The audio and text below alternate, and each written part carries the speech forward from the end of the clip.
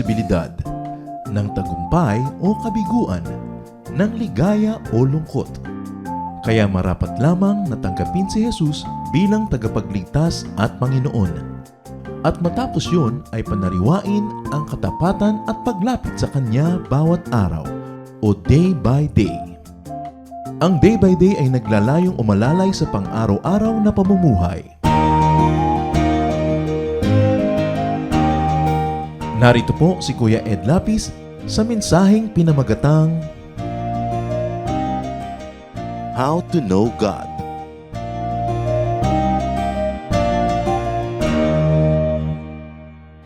Is it really possible to know God?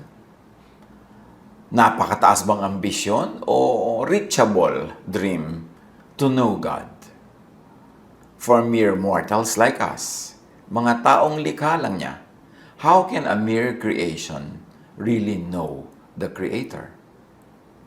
Pero kahit pa, kung hanggang saan lang makarating ang ating pagtatangka, ang pagsusumikap na makilala ang Diyos, maganda pa rin na simulan yung journey na yon, yung project na yon, saan man tayo makarating at madala ng ating paghahanap, pagkilala, siguradong blessing yon.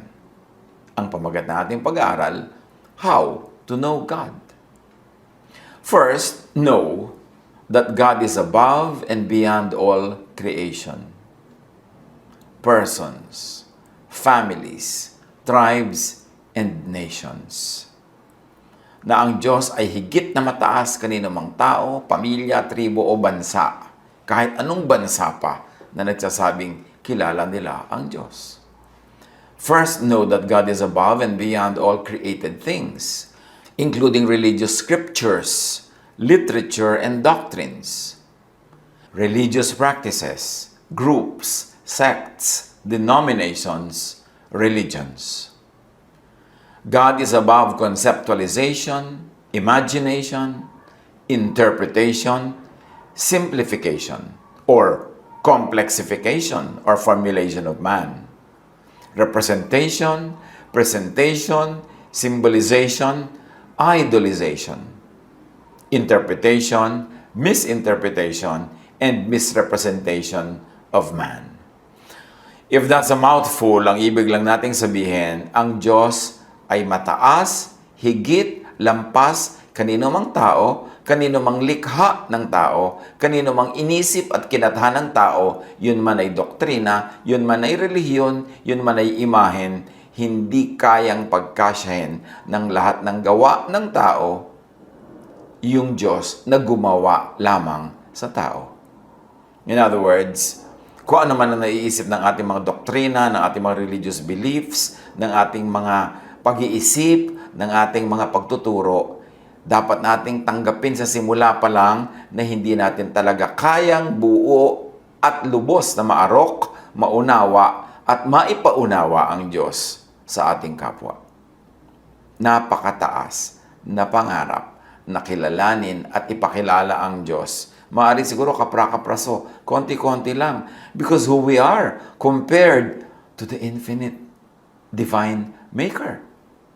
1 Corinthians 8:6, subalit para sa atin ay isa lamang ang Diyos, ang Ama na lumikha ng lahat ng bagay, at tayo'y nabubuhay para sa Kanya. There are not many gods. There is only one. All things come from the one God. All creation lives for the one God. At sa pagpapatuloy na binabasa natin ang 1 Corinthians 8:6, and there is but one Lord, Jesus Christ, through whom all things came from God, and through whom we live. All blessings from God come from only through Jesus the person, or from Jesusness, the Word, meaning the idea, the teaching, the way. Again, if that's a mouthful, si Jesus yung anak ng Diyos na naging tao, na buhay bilang tao at kinilala bilang isang tao. Yung Jesusness naman, yung the Word that predated incarnation. The Word is the idea, the teaching, and the way of Jesus the person. Kaya merong Jesus, merong Jesusness. Romans 2:14-16, kapag ang mga hentil na hindi saklaw ng kautusan ay gumagawa batay sa panuntunan nito ayon sa kanilang likas na pag-iisip. Ito'y nagiging kautusan na para sa kanila. Ipinapakita ng kanilang mga gawa na nakasulat sa kanilang puso ang panuntunan ng kautusan. Pinapatunayan din ito ng kanilang budhi, sapagkat kung minsay sila'y sinusumbatan nito at kung minsan na sila'y ipinagtatanggol nito sa kanilang isipan. So ang Diyos daw, hindi rin kayang kulungin sa mga kautusan ng mga Hudyo, sa kanilang mga scriptures, sa kanilang mga batas. Kasi kahit yung mga taong hindi Hudyo, labas sa kultura at kasaysayan ng mga Hudyo, labas sa kanilang paniniwala at relihiyon, sila man ay kinasihan din ng Diyos at alam din nila ang utos ng Diyos. Kung hindi man ito nakasulat sa bato o sa papel tulad ng sa mga Hudyo, nakasulat naman ito sa kanilang puso. So ang laki ng Diyos, hindi pwedeng ikulong lang sa Israel o sa mga scriptures ng mga Hudyo. Sapagkat ang Diyos ay nasa lahat-lahat ng tao, nasa lahat-lahat ng lugar, at nagpapakilala rin siya outside of the Jewish scriptures. Kaya nga kahit wala silang batas ng mga Israelites, alam din nila yung batas na yon kasi isinulat din ng Diyos sa kanilang puso. The Jews have their law carved in stone or written on paper. Meanwhile, all non-Jews, the so-called Gentiles, all other peoples have the law from one and the same God written in their minds and on their hearts. So, hindi pwedeng pagkasyahin, ikulong at kanyahin, sarilinin ang Diyos maging ang kanyang mga kautusan. Even the Israelites needs God's law to be written in their hearts. Meron na nga silang nakasulat sa bato, meron na silang nakasulat sa papel, pero kailangan sila man, kauna-unahan, dahil mahilig sila sa batas, sila man ay sulatan ng batas sa kanilang mga puso. Hebrews 8:10, "This is the covenant I will establish with the people of Israel after that time, declares the Lord. I will put my laws in their minds and write them on their hearts." So, ibig sabihin lang dito, sa kabila ng dami-daming nakauka sa bato nilang mga batas at dinami-raming nakasulat sa papel at sinaulo nila at kinakanta nila, kailangan pa rin isulat ng Diyos sa kanilang isip at puso ang kanyang mga tunay na utos. To be written in their hearts, not in stone, not on paper. At sabi pa ng Diyos, I will be their God, and if I may add, not their law. And they will be my people, if I may add, not the people of the Pharisees. So, kahit na pa nga, napaka-religyoso ng Israel, hindi pa rin sapat ang alam nila. Hindi pa rin sapat ang mga kasulatan nila. Kailangan pa rin isulat sa kanilang puso at isip yung mga nakakaligtaan nila. At ito rin yung isusulat sa mga puso at isip ng mga taong outside of Israel na walang mga Jewish scriptures.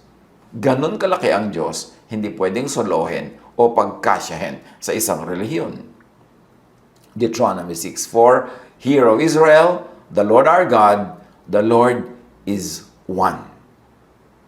Before man, tribes, nations, religions, was God. Wala pang tao, nandun na ang Diyos.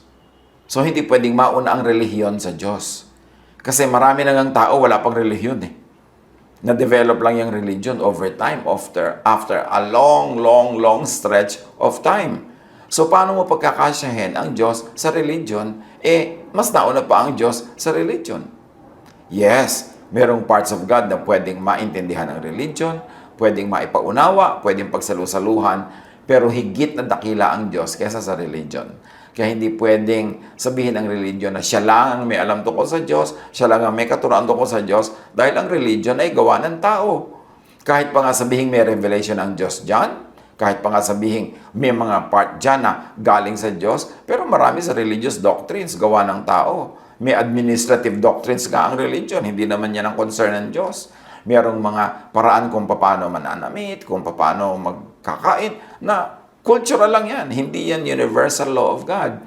So, hindi pwedeng pagkasyahin sa loob ng bote ng relihiyon ang Diyos.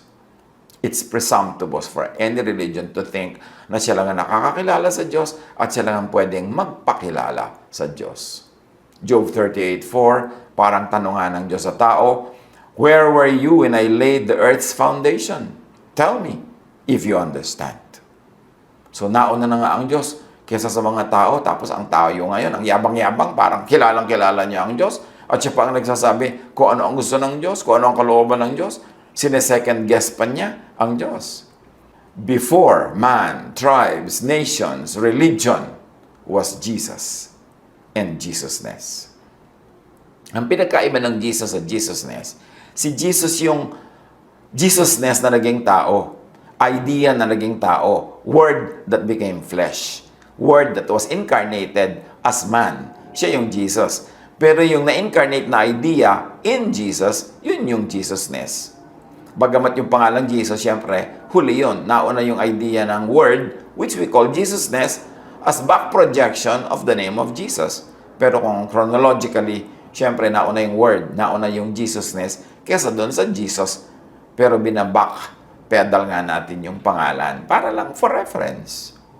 So, ang Jesus, yung tao, Jesusness, yung ideya ng tao, na yun, yung katuruan niya, yung essence niya, yun yung Jesusness. Kaya, wala pa yung Jesus na tao, nandun na yung Jesusness. Because in the beginning was the Word, if you're going to equate it with Jesusness, the idea that Jesus stood for, and lived again for. In the beginning was the Word, and the Word was with God, and the Word was God. So the Word, Jesusness, was there in the beginning before the person, Jesus. Colossians 1:17, He is before all things, and in Him all things hold together. Nauna na si Jesus sa lahat, at siya ang humahawak, naglalakip-lakip sa lahat para umandar ang creation. Colossians 1:16, For in Him all things were created, things in heaven and on earth, visible and invisible, whether thrones or powers or rulers or authorities. All things have been created through Him and for Him. How else do you know God? Know God through some teachings of religion? Yes, why not? But know God in spite of and beyond, outside the oversimplification, domestication, tailor-suiting, franchising, owning, and self-appropriation of religions. Another mouthful. Pasensya na kayo kasi ganyan talaga ang style ng inyong tito. Pero ang ibig lang nating sabihin, yes, may mapapala ka sa religion, makikilala mo ang Diyos dyan. Pero kilalanin mo rin ang Diyos sa labas ng religion, sa labas ng religious dogma, sa labas ng mga religious limitations. Kasi nga ang religion as an institution ay man-made. So sa kabila ng mga pag-oversimplify ng religion, yung sobrang nilang pag-humanize sa Diyos, pag-anthropomorphize sa Diyos, at pag-aangkin, pag-aari sa Diyos na parang sila lang may-ari sa Diyos, sa kabila nun, kilalanin mo pa rin ang Diyos. In other words, know God in and through religion, but know also God outside of the religious fences. Kasi religion can also limit your way of thinking. Kasi meron silang paraan ng pag-iisip at yung lahat ng labas doon ay ayaw na nila. Pero ang Diyos ay napakalaki. Paano mo pagkakasyahin sa loob lang ng kanilang bakuran? Acts 17:22-24. Tumayo si Pablo sa harap ng kapulungan ng Areopago at nagsalita, Mga taga-Atenas, napapansin kong kayo'y lubos na napakarelihiyoso sa maraming bagay. Sapagkat sa paglalakad-lakad ko sa lungsod at pagmamasid-masid sa inyong mga sinasamba, nakakita ako ng isang dambana na may nakasulat, Sa Diyos na hindi nakikilala. Ang Diyos na inyong sinasamba, kahit hindi nyo nakikilala, ay siya kong ipapahayag sa inyo. Siya ang gumawa ng sanlibutan at lahat ng naririto. Siya ang Panginoon ng langit at ng lupa. Hindi siya nananahan sa mga templong ginawa ng tao. Malinaw ang sinabi ni Pablo, hindi daw nananahan ang Diyos sa templong ginawa ng tao. At ang templong yun ay maaring templong bato, building, o templong idea, an idea, a mind construct, an intellectual construct, a theology. Hindi rin pwedeng manahan ang Diyos at makulong sa loob lamang ng isang theology or theologizing, sa loob ng isang teorya, sa loob ng isang philosophy. Kasi hindi siya pwedeng manahan sa anumang likha ng tao, whether that likha is a material likha or an ideal, a mind construct, an intellectual creation. Paul ascribes the unknown to the God known to him. Meron tayong dapat na purihin dyan sa mga tao sa Athens. At least, the people of Athens acknowledge their lack of complete and concrete knowledge of God. And they leave a blank, a neutral space for what is unknown. Matatalino talaga yung mga Greeks na yan. To an unknown God, ina-acknowledge kasi nila na hindi nila kilala ang Diyos ng buong buo. At dahil marami silang mga Diyos sa kanilang pananalig, meron silang kinikilalang hindi nila alam.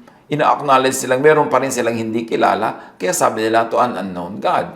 At pag ganun ka mag-isip, may blank space para sa hindi mo alam o hindi mo pa alam, hindi ka malayong matuto. Malapit ka sa pagkakatuto dahil may openness, may space kang iniiwan para sa hindi mo pa alam o kilala. Kesa doon sa mga taong parang kilalang-kilala na nila ang Diyos, alam na nila ang iniisip ng Diyos, alam na nila ang gagawin ng Diyos, at inaangkin na nila na sila na makapagsasabi ko ano ang gagawin ng Diyos. Yun ang mahirap matuto. Yung inaangkin nilang alam na nila lahat. Punong-puno na yung utak nila ng kanilang alam, wala nang space para sa hindi pa nila alam at dapat malaman pa lang. Another teaching of Paul, God cannot be housed, domesticated, owned by man, by any group, by Greece, even by Israel or any other nation. Dahil ang revelation ng Diyos is all over the earth. Luke 14:25 to 27. Dahil uso yung pag-aakala ng mga Israelita na sila lang ang bayan ng Diyos, sila lang ang paborito, sila lang ang mahal, sila lang ang merong katuruan tungkol sa Diyos, sila lang ang tinuruan, sila lang ang may revelation, ang kauna-unahang public teaching ni Jesus ay ipinamukha niya sa mga Israelites na hindi totoong yon, na sila lang ang paborito, sila lang ang mahal, at kanila lang ang Diyos. Sa Luke 14:25 to 27, sa kanyang pangangaral, sabi ni Jesus, I assure you that there were many widows in Israel in Elijah's time, when the sky was shut for 3.5 years, and there was a severe famine throughout the land. Yet, Elijah was not sent to any of them, but to a widow in Sarephath, in the region of Sidon, sa labas siya ng Israel. And there were many in Israel with leprosy in the time of Elisha the prophet, yet not one of them was cleansed, only Naaman the Syrian, who was not an Israelite. So dito nililinaw ni Jesus, yes, siyempre mahal kayo ng Diyos, pero hindi lang kayo. So huwag niyong isipin kayo lang ang mahal, kayo lang ang may kilala sa Diyos, at kayo lang ang may pag-aari sa Diyos. Jesus, in these examples, sabi niya, God blessed Gentiles, not Israelites in those cases. Which means God blesses not only Israelites, but also Gentiles. All peoples. Bakit kailangan itong linawin ni Jesus?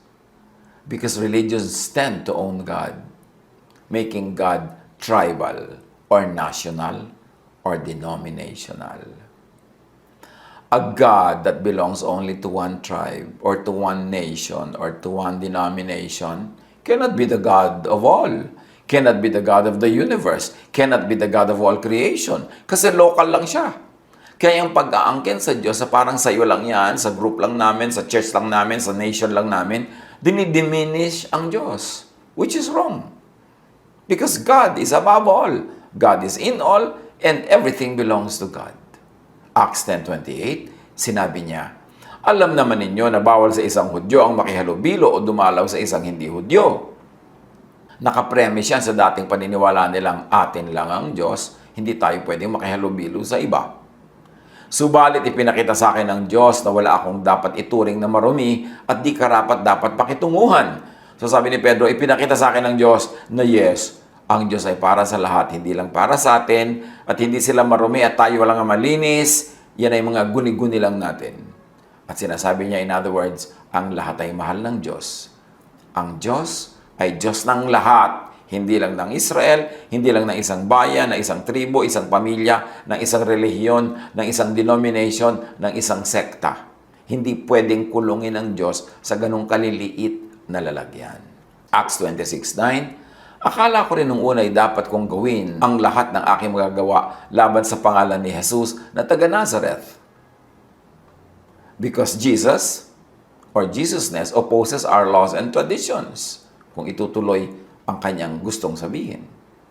Ephesians 2:15, Christ gave His own body to destroy the law of Moses with all its rules and commands.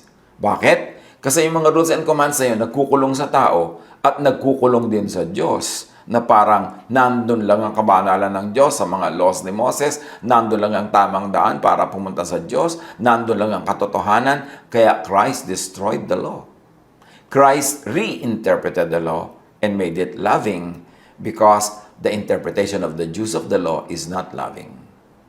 Kaya pagka sinasabi nating binipilit na, paano naman i-destroy ni Jesus ang law? Sabi niya, I came to fulfill all the law. Not one dot, not one iota will be removed until everything is accomplished. Yes, Jesus fulfilled the law, but He fulfilled it in a loving way, the loving way, the way of God through Jesus. Kabaligtaran ng pag-interpret at pag-fulfill ng kanilang religion. Nababatuhin ka hanggang mamatay dahil makasalanan ka, ititiwalag ka, sisipain ka, ipupwera ka, na maraming kawawa. At hindi yun ang interpretation, ang fulfillment ng law na gusto ng Diyos. Kaya ipinadala niya si Jesus para ibahin yung fulfillment. So pag sinabi ni Jesus that I came to fulfill the law, it doesn't mean He will fulfill it in the usual way that the Jews were fulfilling it. Dahil magkabaligtad ang kanilang method, magkabaligtad ang kanilang approach. Bakit kailangan linawin ang mga ganito sa pagkilala sa Diyos? Because religious tend to own God, making God tribal or national or denominational. A God who is tribal, partisan, political, denominational, is a God of only a select few. So insulto sa Diyos yun kasi siya ay Diyos ng lahat, lumikha sa lahat. Sa palagay nyo, pag may dalawang team ng basketball na naglalaban, pareho nagpe-pray sila na papanalunin ng Diyos yung isa. Talaga bang sasali ang Diyos from heaven at pipili ng manok niya para niya papanalunin? Napaka-limited naman ng Diyos na yon. Diyos na lang siya na isang team. Pagka ba may beauty contest ang buong daigdig at ipagpe-pray mong manalo yung kandidata ng bayan mo, talagang papapanalunin ng Diyos yun para sa bayan mo. Di, ikaw lang ang kanyang bayan. Na-limit ang kanyang universal holiness and divinity and godness. Pagka ba may nagbabakbakan, may pipiliin talaga ang Diyos na papanalunin, di naging partisan na siya. Ganun ang ginagawa kasi natin sa Diyos, pinapaliit natin yung scope ng kanyang pagka-Diyos, na meron siyang kakampihan, meron siyang papapanalunin, kaya giyera pa yan ano. Pinapaliit natin ang Diyos pag ginagawa natin ang ganung mga bagay. Sabi sa Galatians 3:8, Scriptures foresaw that God would justify the Gentiles by faith and announce the gospel in advance to Abraham. All nations will be blessed through you. At ano ang dala ni Abraham? Faith. It was not through Moses na ang dala ni Moses ay law. Dapat malinaw yan. Inilalagay lang natin ang lahat sa kanilang tamang kalagyan kung paano sila inilagay ng Diyos. Hindi tayo nagdo-demote o nagpo-promote ng sino man. Pero sinabi na yan, all nations will be blessed through faith, through Abraham. At yung Abraham na yon, yung faith na yon, nilinaw ni Jesus. Paniniwala sa Kanya, paniniwala sa Kanyang pamamaraan, paniniwala sa Jesusness ni Jesus. Romans 4:13, ipinangako ng Diyos kay Abraham at sa kanyang magiging lahi na mamanahin nila ang buong mundo. Hindi dahil sa pagsunod niya sa kautusan, kundi dahil sa siya itinuring na matuwid sa pamamagitan ng kanyang pananampalataya sa Diyos. Remember, nauna si Abraham kay Moses. Wala pang law nung panahon ni Abraham at wala pang Israel. Si Abraham was the father of all nations, not only of Israel. Kaya lang inangkin siya ng Israel na parang Israel lang ang anak ni Abraham samantalang siya ay father of all nations. Again, pinaliit nila yung application at sinolo nila, inangkin ang Diyos. A God who takes sides in human conflicts based on reason other than universal righteousness could be no more than an appropriated, exploited God. Claimed, owned, and used by a tribe or a nation for self-preservation, self-promotion, and self-gratification. Another mouthful. Ang Diyos na kumakampi sa pagkakampi-kampihan ng mga tao, hindi pwede maging universal God. Liba nila ang pagkampi niya ay dahil sa universal concept of righteousness. Pero kung may iba pang dahilan, political, racial, sectarian, religious, ine-exploit na nila yung Diyos niyan. Inaangkin, sinasarili ng isang tao, isang bayan, isang grupo para sa kanilang pansariling kapakanan. Galatians 5:6, For in Christ Jesus neither circumcision nor uncircumcision has any value. The only thing that counts is faith, expressing itself through love. So those are the big words. Circumcision for the law, sabi gano'n, hindi yan ang tunay na mahalaga, kundi faith and love. And that is what Jesusness is all about. As compared to Mosesness, law, and circumcision, which is also equal to Phariseeism. Jeremiah 31:33. Ganito ang gagawin kong kasunduan sa bayan ng Israel pagdating ng panahon. Itatanim ko sa kanilang kalooban ng aking kautusan. In other words, wala pa sa kalooban nila. Isusulat ko ito sa kanilang mga puso. In other words, hindi pa nakasulat sa kanila, sa bato lang at sa papel. Ako ang kanilang magiging Diyos at sila ang aking magiging bayan.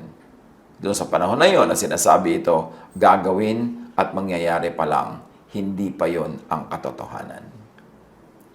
A God used by one tribe against another could not be the true universal God who is the creator and God of all. A God used by one tribe against another could at best is only local or tribal. Just an invention or a reinvention of a tribe that serves only its own interest. Only a manufactured God. Only an idol. At hindi yon ang Diyos.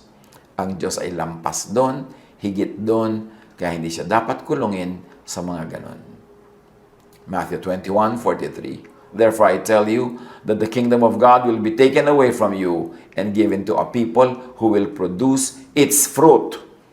Tatanggalin daw ang kingdom of God sa mga Israelites na nagsasabing kanilang kingdom of God, kundi ibibigay sa iba na mamumunga ng pag-ibig, ng pagmamahalan, ng kapayapaan at kapahingahan. John 14:21. Whoever has my commands, and if I may add to love, kasi yun ang command niya, and keeps them is the one who loves me. The one who loves me will be loved by my Father, and I too will love them and show myself to them. So how do you know God? Know God through creation, as it best mirrors a more believable and understandable image of the Creator. Yung mga laws of religion, marami yan gawa ng tao.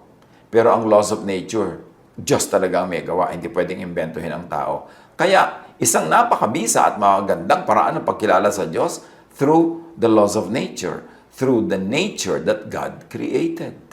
Nandun naka-imprint ang pag-iisip, ang pagka-Diyos ng Diyos. Romans 1:20, For since the creation of the world, God's invisible qualities, His eternal power and divine nature had been clearly seen, being understood from what has been made, from nature, from the laws of nature, so that people are without excuse.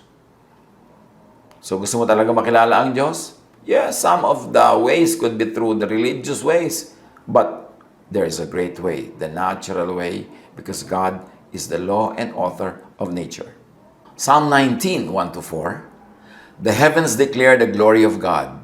The skies proclaim the work of His hands. Day after day, they pour forth speech. Night after night, they reveal knowledge. They have no speech. They use no words.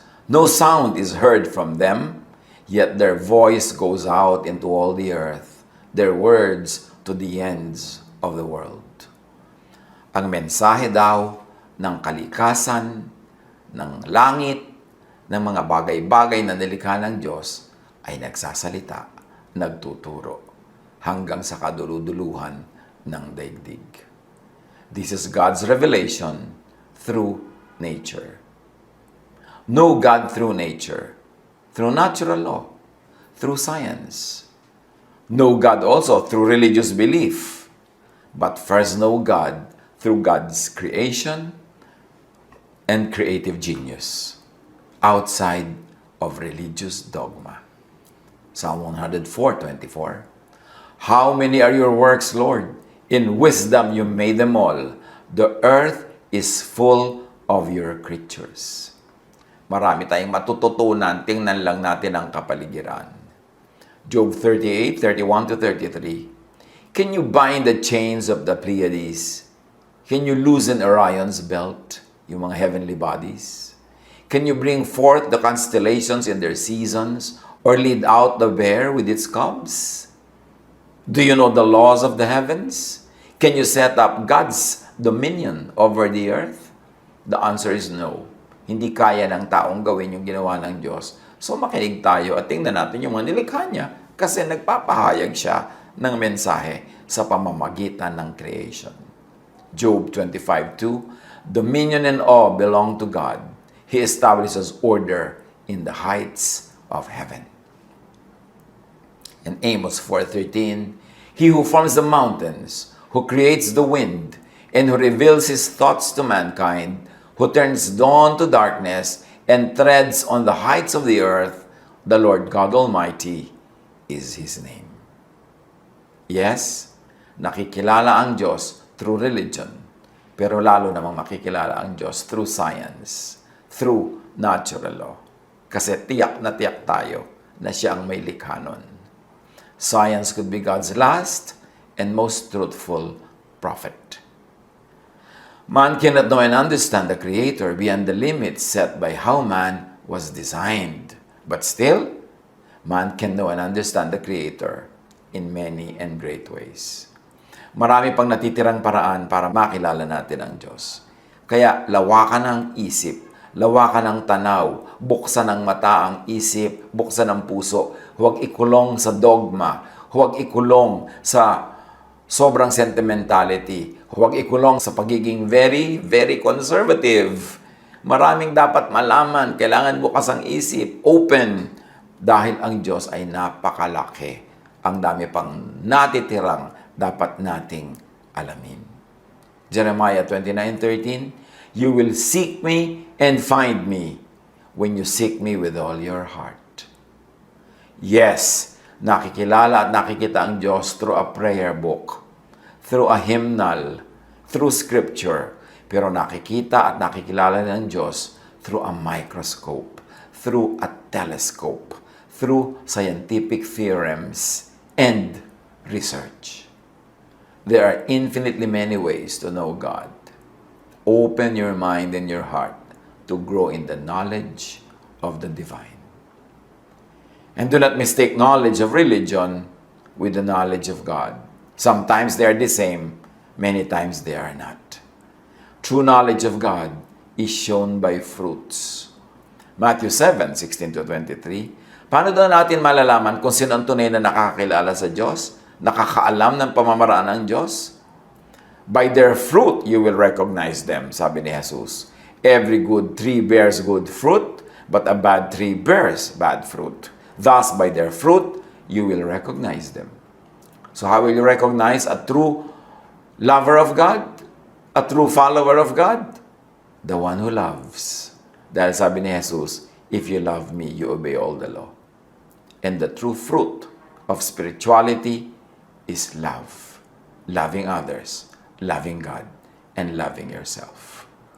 1 John 4:7-8. Everyone who loves has been born of God and knows God. Whoever does not love does not know God, because God is love. Pag hindi loving, kind, and nourishing, hindi mapagpalaya, hindi nagpapalaya, ibig sabihin, hindi kilala ang Diyos.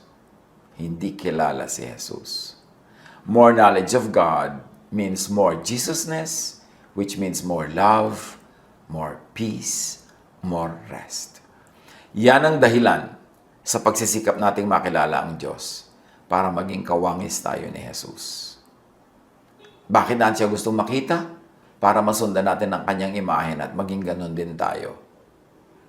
Para maging loving din tayo. Caring, forgiving.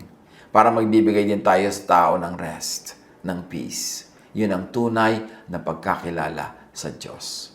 Hindi yung tambak-tambak ang alam na doktrina, tambak-tambak ang alam na verses, ang dami-daming pinag-aralan, ang taas-taas ng ranggo, pero hindi loving. Pag nagtuturo, hindi peace ang bunga, hindi rest, kundi trouble, guilt, fear. Kaya kailangan makilala ang Diyos through Jesus. Because those who know Jesus will be rested, will be at peace, and will be loving. Yun ang tunay at patunay na nakikilala ang Diyos. Yung bunga. At ang bungang ito ay pag-ibig, kapayapaan, katahimikan. Huwag tayong malibang sa religion. Kasi maraming alam, maraming tao, maraming alam nila na religious doctrines, religious teachings, religious verses, pero hindi loving. Pero marami naman, walang ganung mga alam, pero very loving, so sino doon ang tunay na nakakakilala sa Diyos? Pag-isipan, pag-aralan, para umasenso, lumalim, lumawak ang tunay na paglago natin sa Panginoon. Hindi yung paglago ng karunungan lang, kundi paglaki ng ating puso at maraming magkasya para mahalin, tanggapin, at arugain. God bless us all.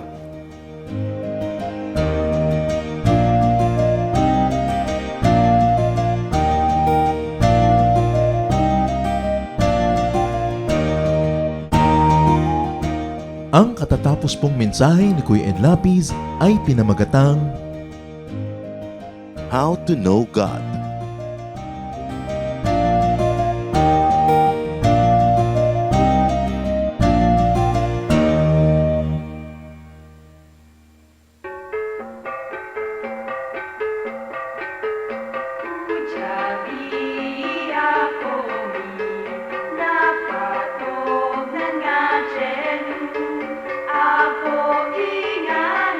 Ingana, lagsakan, sinapatong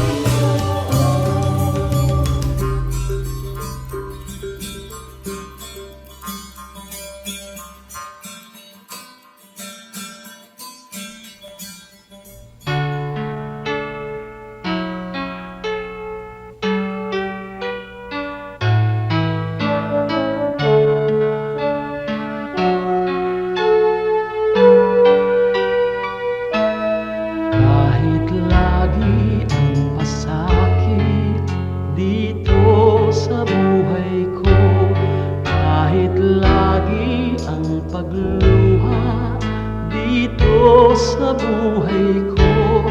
Sakali man itong aking pamatok, ubod ng bigat, sa tulong mo, Jesus, nakakaya ang lahat.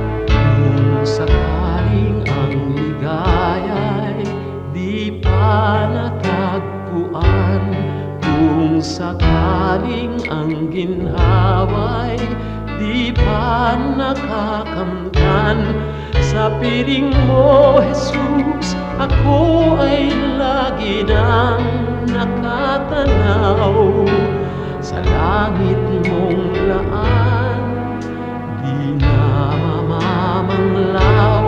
Pagtitiis, pagtitiis ang kailangan kong mabatid, kaya't ikaw, Panginoon, ang aking tutularan. Pagtitiis, pagtitiis ang kailangan kong mabatid, ang buhay ko ay lalago kung mayroong pagtitiis.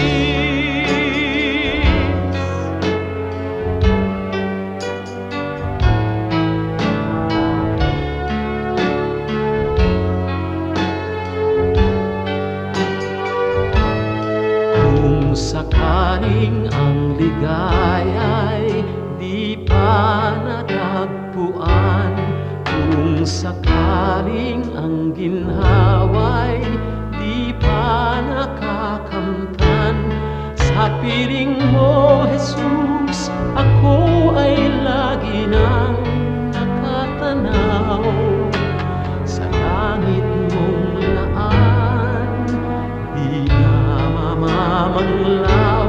Pagtitiis, pagtitiis ang kailangan kong mabatid, kaya't ikaw, Panginoon, ang aking tutularan. Pagtitiis, pagtitiis ang kailangan kong mabatid, Espiritu ay lalago kung mayroong pagtitiis.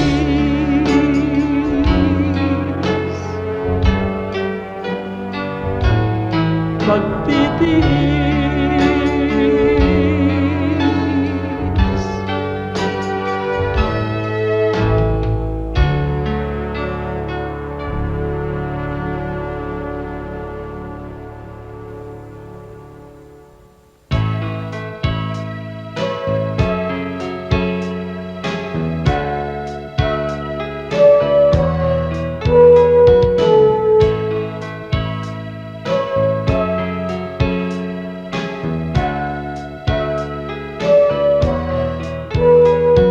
Ikaw ang aming nakikita sa kanilang mukha, kaya ang mabuting balita binabahagi sa mga dukha. Ngunit paano nilang masisilayan ang habag at pag-ibig mo, kung hindi mapatutunayan sa aming patotoo? Kaya kung paano mo kami kinalingan, kung paano mo kami minahal, sa aming buhay nawa ay magbunga ng pagtitiyaga at pagpapagal sa aming kilos, salita at damdamin.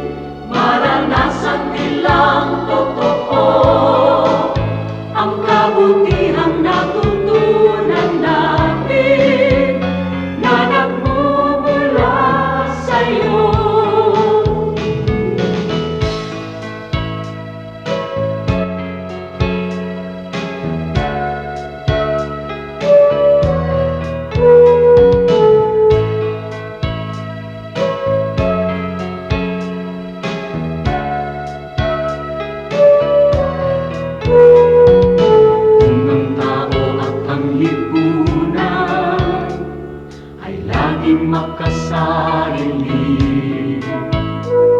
Sa'yo ang bagong panuntunan, ang maglingkod at magsilbi.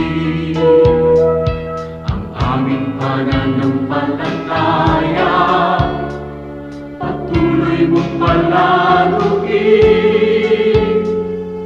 at sa iyong dakilang biyaya di ka namin bibiguin. Kaya kung paano mo kami kinalingan, kung paano mo kami minahal, sa aming buhay nawa ay magbunga ng pagtitiyaga at pagbabagal sa aming kilos, salita at damdamin.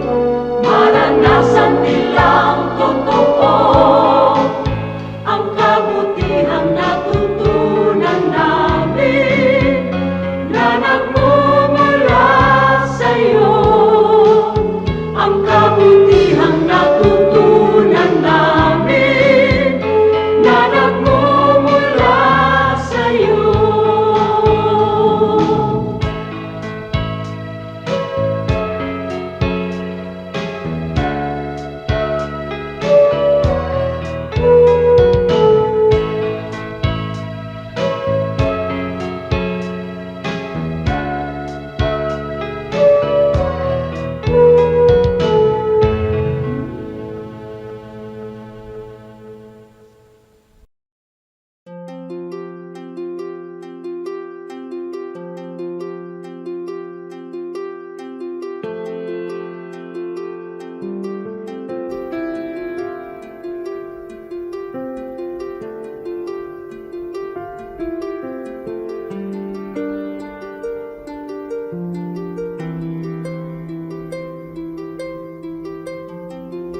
Panginoon, ang sabi niyo sa akin, lumapit lang sa inyo. Ibig ko'y diringgin, pasanin ay aalisin. Lahat ng kabigatan ng isip at katawan, ilalagak ko na sa inyong kanlungan. Nais kong madama haplos ng iyong kamay, paghako sa damdamin, sinisiklop ng buhay.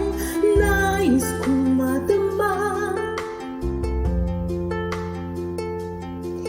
init ng iyong yakap. Sa sandaling ito, hanap ko ay paglinaw.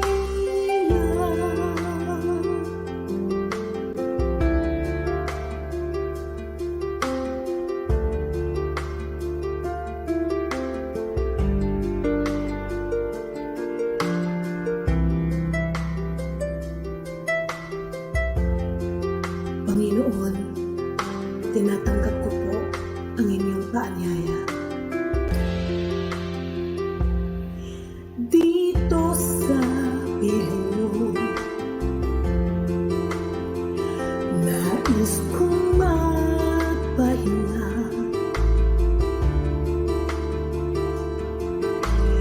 Ang pagod kong puso, naghahanap ng ligaya. Napatan ng lunas, bigyan ng pag-asa. Nais kong madama haplos ng iyong kamay, paghakot sa damdamin, sinisiklot ng buhay.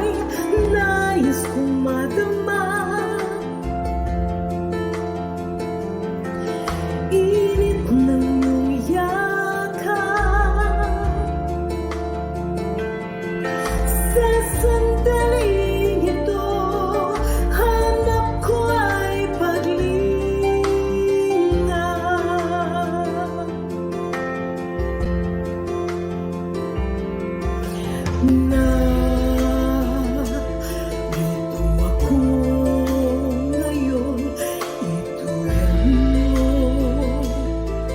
sa bisig ng iyong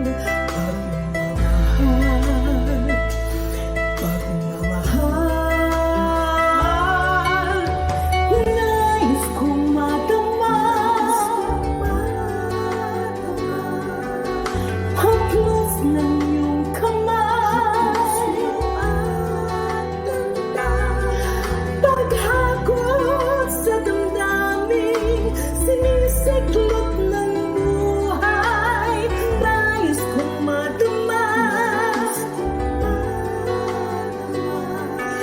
init ng iyong yakap.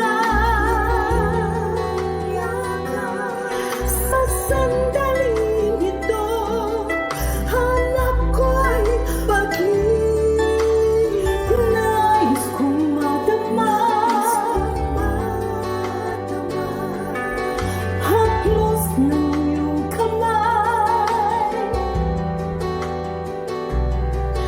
paghagod sa damdamin, sinisiklop ng buhay. Nais kong madama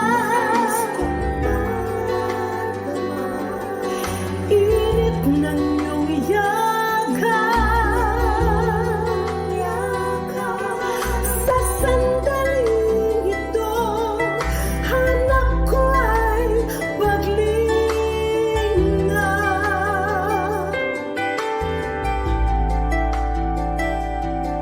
Sa sandaling ito, hanap ko ay paglinga.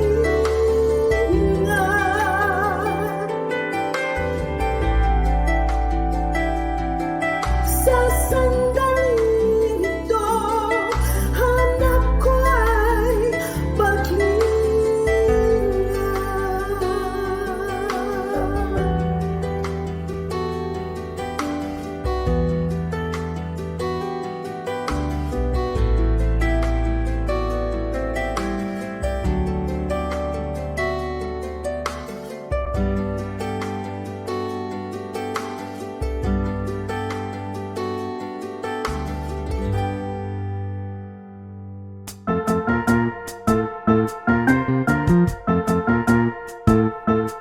Oras na po para pansamantalang magpaalam ang programang Day by Day. Tayo po'y magsama-sama tuwing ika-6 hanggang ika-7 ng umaga, araw-araw. Magandang umaga po at mabuhay ang Panginoong Hesus!